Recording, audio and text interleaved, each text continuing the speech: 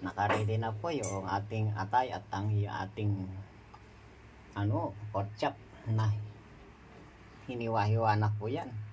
At yan po ay maghihintay na lang ng ating mga ingredients. Mga kaimas, magluluto tayo ngayon ng sinampalukang atay ng baboy at pork chop. Ito ang mga sahog natin. Ito, sampalok, sili, sibuyas. At siyempre, hindi mawawala ang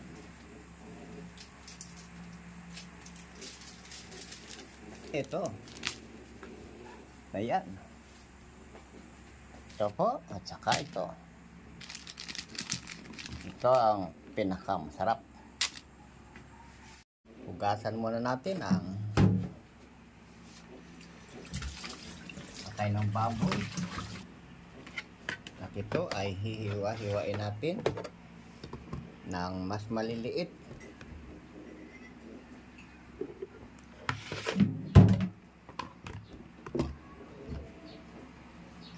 Hiwain na natin ito. Liliit. Yan po.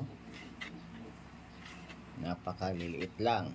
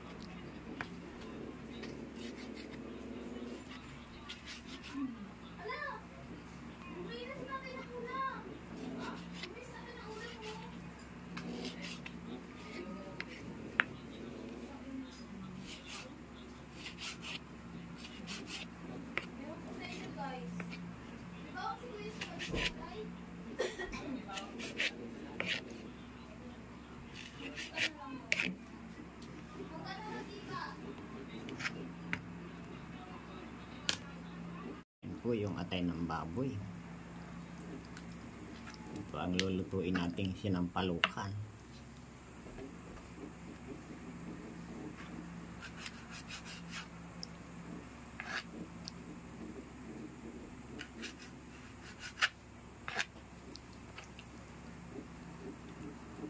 Nakaready na po yung ating atay at ang ating pork chop na hiniwa-hiwa na po yan. At yan po ay maghihintay na lang ng ating mga ingredients. Nga po pala, maghihiwa na tayo ng sibuyas at magbabalat na tayo ng luya. Ito.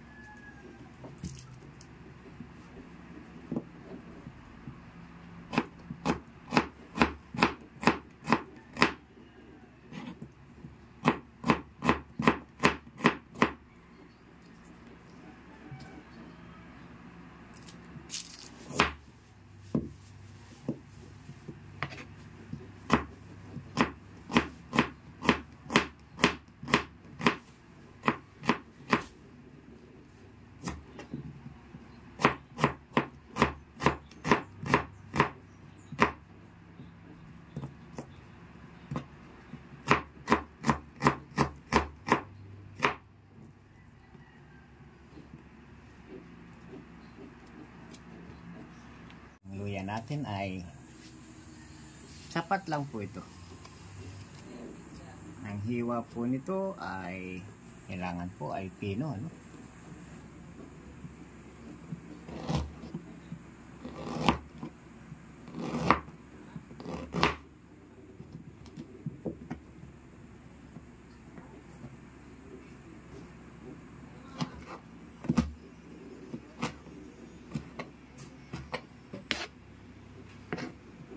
Diba, napakaganda ng ating pagkakahiwa ng luya.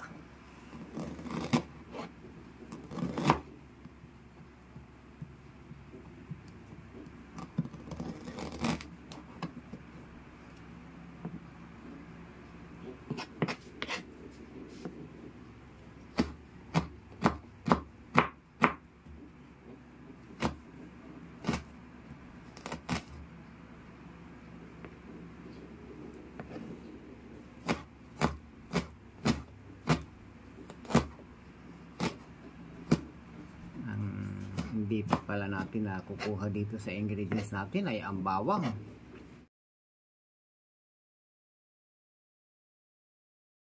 Ito po, may bawang na tayo. Ito.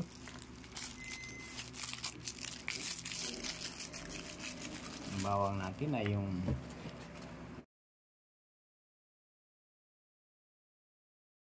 matapos nga po pala ito ay yung ating karne, yung ating pork chop ay atin ang papakuluan. Ayan. Ito po, papakuluan muna natin ito. At dito tayo. Ayun. Dito po tayo magluluto nito. Diyan sa kaserola niyan. At ito ay ilalagay na natin dyan. Yan. Malinis na po yan. Ayan ay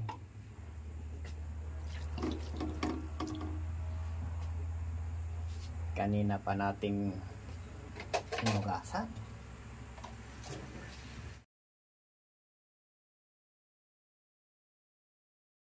Isang basong tubig. Ayan.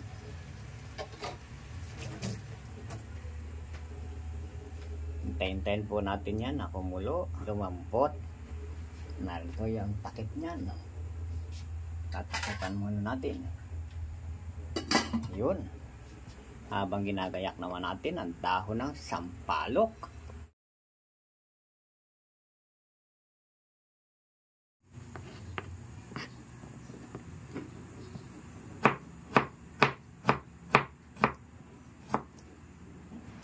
Ang ating pong sampalok ay hindi natin hihiwain. Ang gagawin po natin dito ay guguntingin.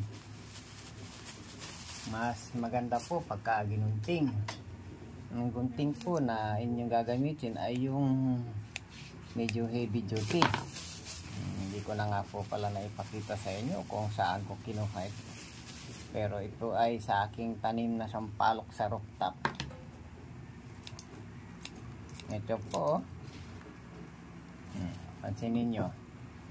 Pansinin nyo ang ating paggunting ng dahon ng sampalok. Ayan po.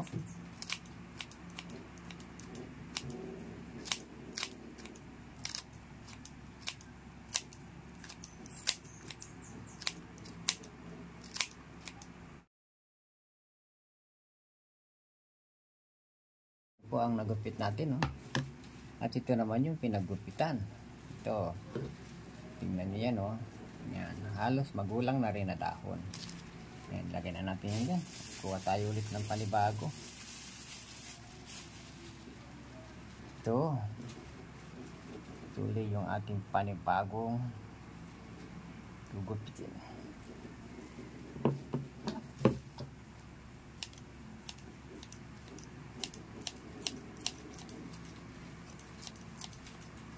Malambot na malambot.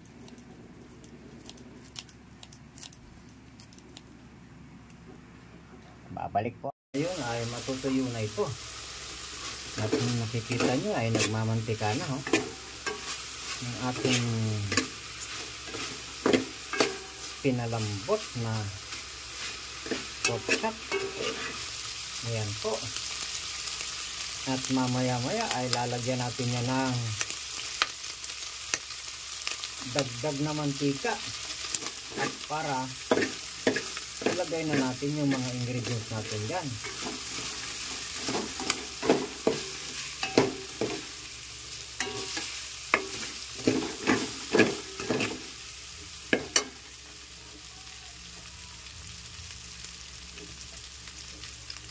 Yan, nagpunta tayo ng pangdepensa sa init para maghahalo tayo eh.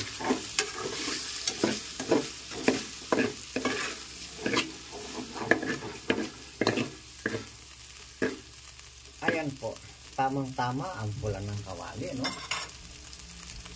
Lalagyan po natin ng mantika yan. Ayan.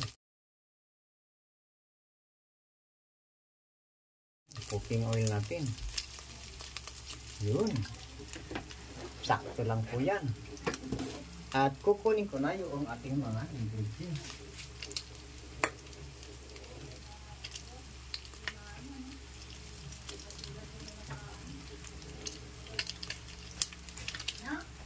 Ito na po yung mga ingredients natin, no? Habang kulong-kulo yung mantika doon sa loob ng ating kasirola, lagay muna natin ang bawang. Yun. Siyempre, konting halo. Hintayin natin na yan ay sumarap at bumango. Yun namang ating karne dito ay tamang-tama po yan. Yan ay ano na, maluto ang ating mga ingredients. Oh, tingnan niyo po. Napakasarap ng kulo ng ano. Kahit po alin ang unahin dito dahil magsasama-samahin naman yan. Pero unahin natin ang sibuyas. Ayan. Siyempre, ang ating pinakadagdag na gusto dyan maluto muna yan. Ayan.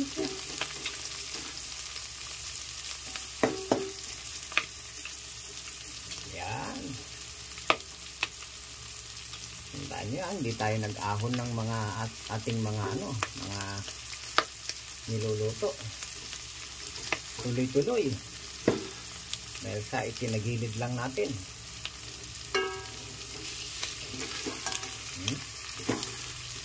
Luto na ang ating sibuyas. Medyo malambot na. Susunod naman natin ang ating luya. Yun. Ayan na ang luya natin.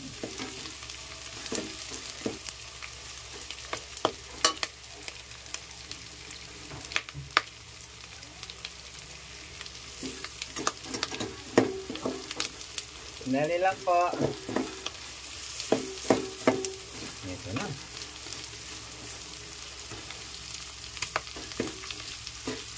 Ang ating niluluto, alam nyo po ba, ito ay sinampalukang atay ng baboy at pork chop.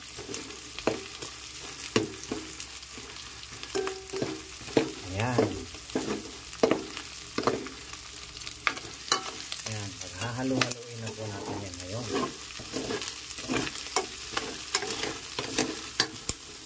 Matamang-tama, oh.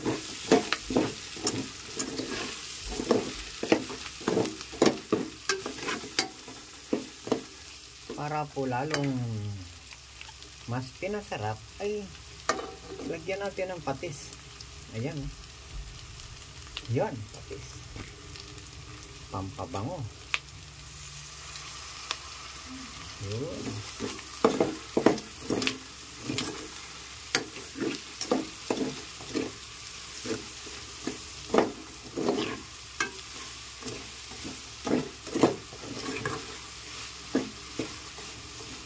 Ayan. Ang isusunod po natin dito ay ang ating dahon ng sampalok.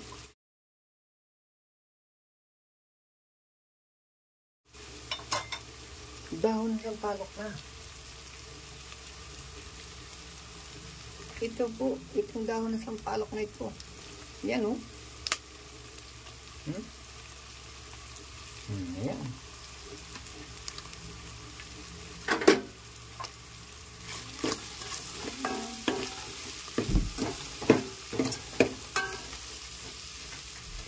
Ito pa po. Dadagdagan pa natin.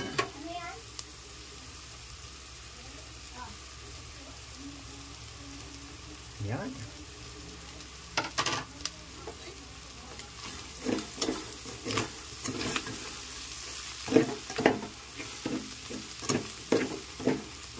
Yan po ay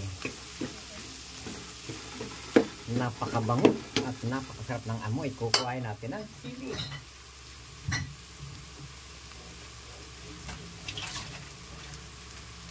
Ito po ang sili, oh. Yan. Halo na natin dito yan. Para mas mabango. Yan. At ano pa ang susunod natin? Kailangan na po natin itong lagyan ng kumulong tubig.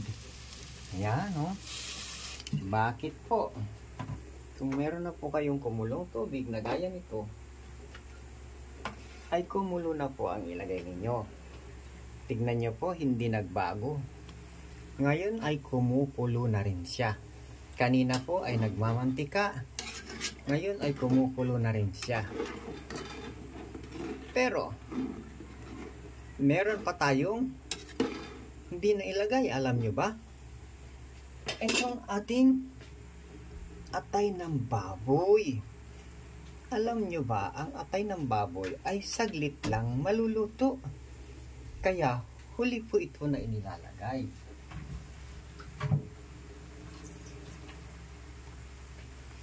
Huli po natin ito ilalagay. Halos templado na yung ating yung ating niluluto. Ayan, oh. Templado na po yan.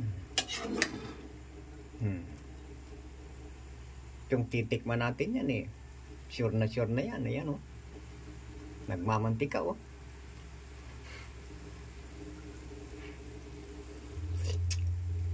Wow. Yun ang sinasabi. Na sure na yan. Pero, ang kailangan po natin ngayon ay ilagay na ang atay ng baboy. Ayan. Ilagay na po natin yan. Sarap.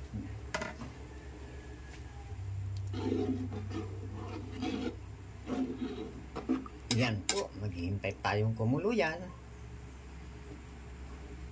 Papakuluin natin hanggang sa maghalo ang lasa ng taba at ng atay. Naku, sarap ng ulam natin, di ba? Yan, hintayin po natin yan. Naghihintay po tayong kumulo dyan. Yan na po. Tingnan nyo ang atay, oh.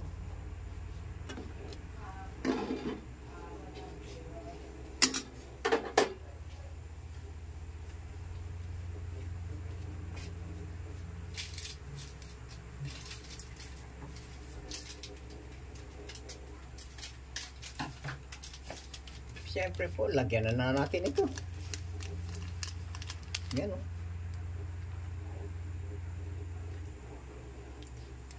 Lagyan na natin ito. Yan. Naku, napakasarap.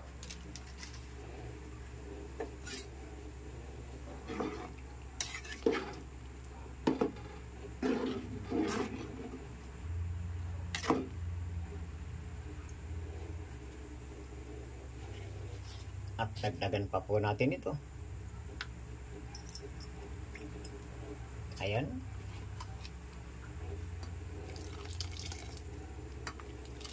Hindi na po ako naglagay ng salt. Hindi na po naglagay ng salt. Pikahimas. Salamat nga po pala sa mga first family. Oh, sarap naman. Yung unang kulo po, oh. Kita nyo yung unang kulo. Yan, oh. Kulay atay na po ng baboy.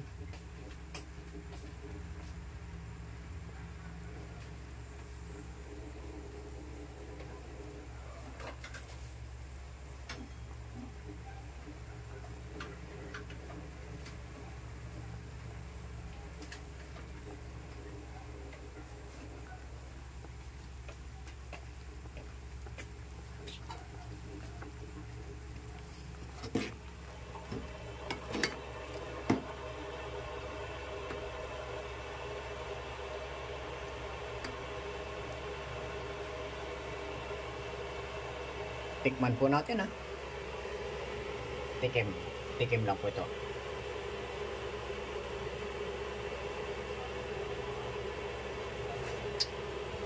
Wow. Alam nyo kung ano pa ang kulang?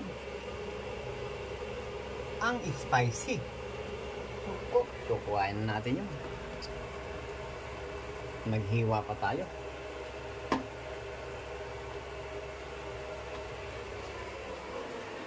Ito po oh. Spicy chili.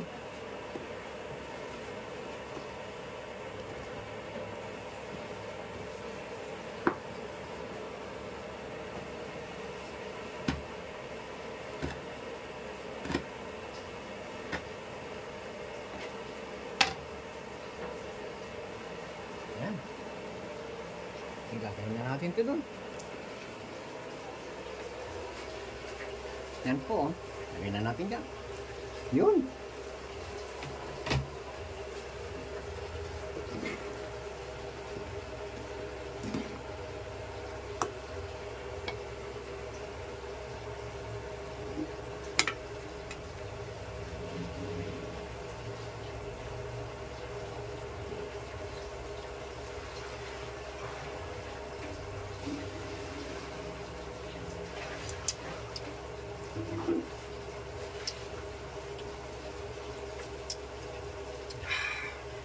Napakasarap.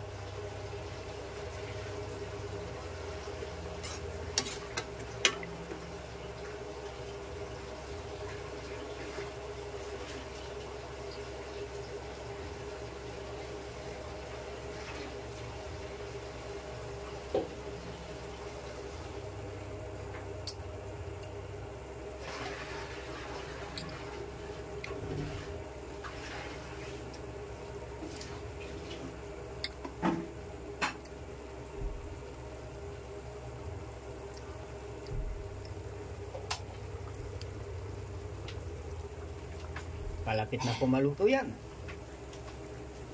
Kung kayo ay mahilig sa sabaw, ay pwede po kayong magdagdag ng sabaw dahil ang order naman po niyan eh.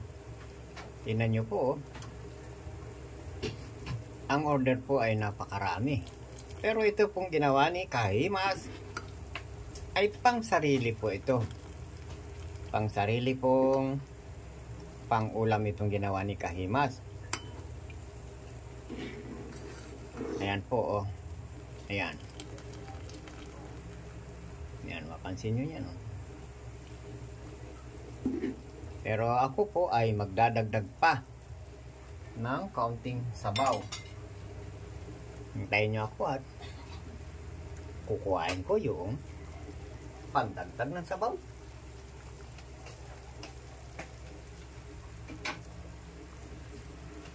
Ito na. Ito na po. Ito na, oh. Naginit na ako. Para hindi po tumigil ang kulo. Dagdag tayo ng ilang baso. 2 baso na dahil sabi nga nila, sabaw pa lang ay ulam na.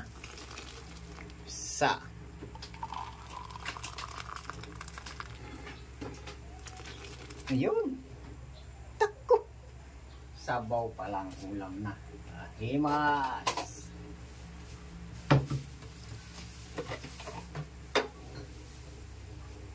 Ang natira pong tubig habang pinapalambot pa natin yan, dito naman natin isalin.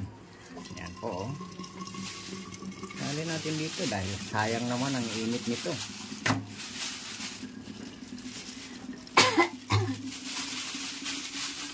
Ayan. Papalapit na po tayo makaluto. At dadaanan ko ng konting camera si Mrs. Kahimas. Ayan po. Yan, busy-busyhan din po yan. Kami po ay walang presidente pero kaming dalawa ay busy. Oh. Ayan, naku, sarap-sarap na ng ating ulam. Naku. Alam nyo ba?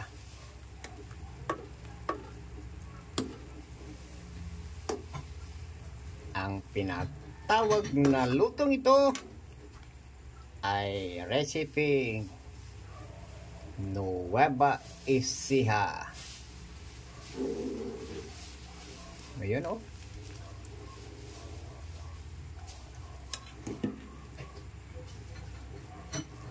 Ayan oh. Ano pang gagawin natin ngayon? Hindi, kain na. Kasama ba kayong kumain sa amin? Ako titikim na lang. Isang tikim na lang. Si tikim lang talaga si Kahimas. Tikim ulit tayo.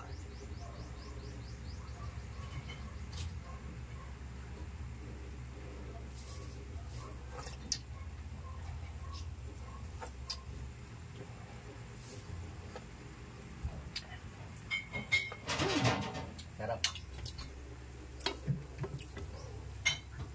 Meron pa akong gustong idagdag. Kapag kayo ay nakulangan sa asim, dagdagan nyo nito. Oh, talaga naman. Ayun, no? Dinagdagan ko ng kunting sinigang sa sampalok. Kasi po ang sampalok na dahon natin ay mamaya pa yun aasim ng gusto. Ay may hinahanap na akong asim na gustong gusto kong lasa. Kaya naman dinagdagan ko na.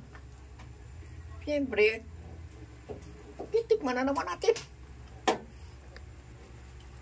Para eksakto na.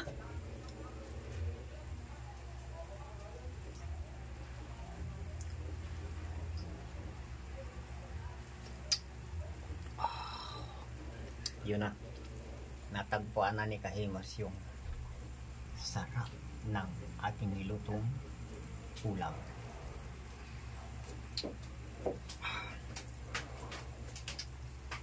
Wow! Yung atay, bisitahin natin ang atay.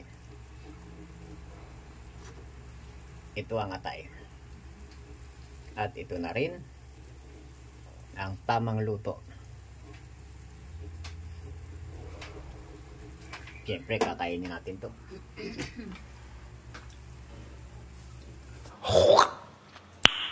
Nice.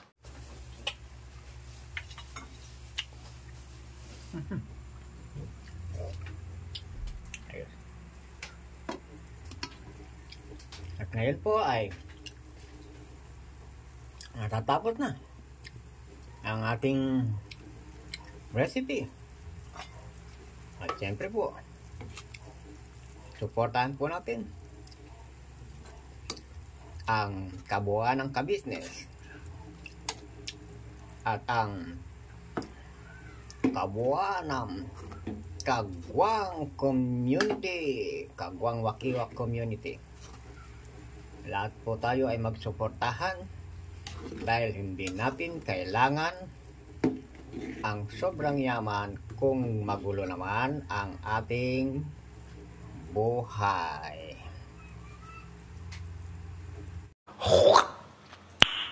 Nice.